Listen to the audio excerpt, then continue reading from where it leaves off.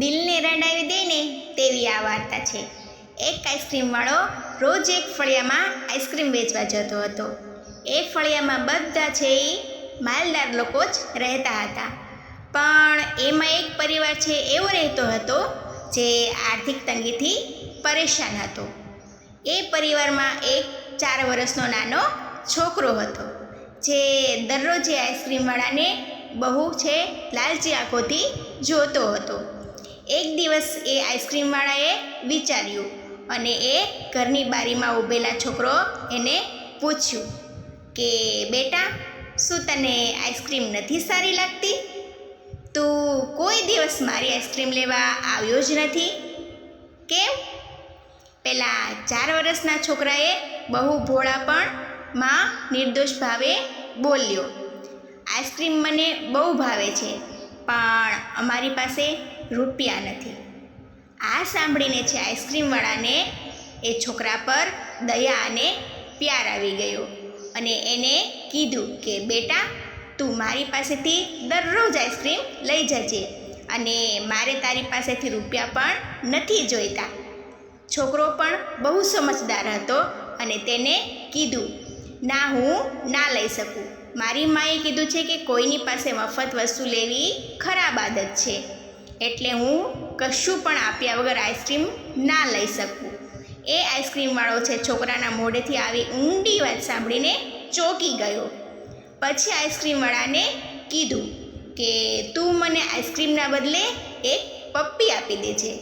આ રીતે છે મને આઈસ્ક્રીમની કિંમત છે એ મળી જશે.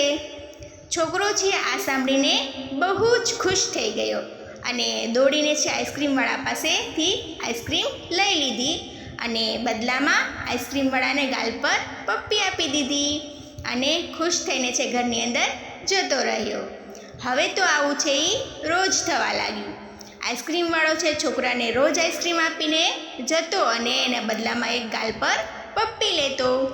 પણ અચાનક છે એ છોકરાએ આવવાનું બંધ કરી દીધું અને એ હવે બારીમાં પણ જોવા મળતો ન હતો.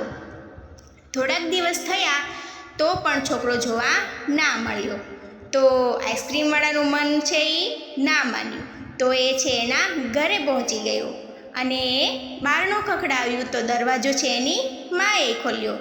આઈસ્ક્રીમવાળાએ છે ઉત્સાહિત થઈને પેલા છોકરા વિશે પૂછ્યું તો એની માએ કીધું કે દેખો ભાઈ, અમે છે એ ગરીબ છીએ અને અમારી પાસે એટલા રૂપિયા પણ નથી કે રોજ અમારો છોકરો છે આઈસ્ક્રીમ ખવડાવી શકીએ.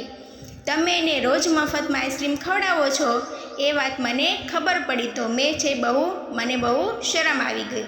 તમે એક ભલા માણસ છો, પણ હું મારા છોકરાને મફતમાં આઈસ્ક્રીમ ખવડાવી નથી શકતી. છોકરાની માની વાત સાંભળીને એ આઈસ્ક્રીમવાળો બોલ્યો, બેન, કોણ કહે છે કે હું છે એને મફતમાં આઈસ્ક્રીમ આપું છું? હું એટલો દયાળુ કે ઉપકારવાળો નથી કે હું પણ એક છે સારો વેપારી છું અને આઈસ્ક્રીમના બદલામાં મને તમારા છોકરાથી મળે છે પ્યાર છે બહુ કિંમતી છે. એક છોકરાનો નિર્દોષ પ્રેમ મેળવવો એ સોના ચાંદીના સિક્કા મેળવવા જેવું છે અને એની કિંમત છે બહુ વધારે હોય છે. તમે તમારા છોકરાને બહુ જ સારા સંસ્કાર આપ્યા છે, પણ હું તમને કહી કે શું પ્રેમની કોઈ કિંમત નથી હોતી. એ આઈસ્ક્રીમવાળાના શબ્દો સાંભળીને છોકરાની માના આંખોમાં આંસુ આવી ગયા અને તેને તેના છોકરાને બૂમ મારી તો છોકરો છે દોડીને આવી ગયો. એની માએ છે ઈશારો કર્યો તો એ દોડીને છે આઈસ્ક્રીમવાળાને માથે પડી ગયો. આઈસ્ક્રીમવાળો છે છોકરાને ઉંચકીને બહાર લઈ ગયો અને કહેવા લાગ્યો કે આજે છે હું તારા માટે ચોકલેટ આઈસ્ક્રીમ લાવ્યો છું, તને બહુ પસંદ છે ને? છોકરો પણ ખુશ થઈને કહે છે કે હા, બહુ પસંદ છે. તમને વાર્તા કેવી લાગી?